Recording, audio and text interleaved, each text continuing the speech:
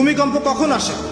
আল্লাহ পাক বলছেন তার রাসূলের মাধ্যমে, যখন সমাজের মধ্যে পাপ বেড়ে যাবে, অশ্লীলতা বেড়ে যাবে, মানুষ মাদককে হালাল মনে করা শুরু করবে, জিনাকে হালাল মনে করা শুরু করবে, এবং এই যে বেপরদামি বেড়ে যাবে, তখন সমাজের মধ্যে ভূমিকম্প দেখা দিবে, ভূমিধস দেখা দিবে।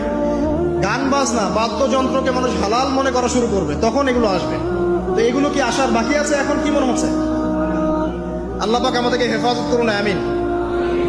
বাঁচার উপায় কি? ওই যে বললাম, রব্বানা বলেন, আতিনা মিন লাদুনকা রাহমা ওয়া হাইয়্ লানা মিন আমরিনা রাশাদা।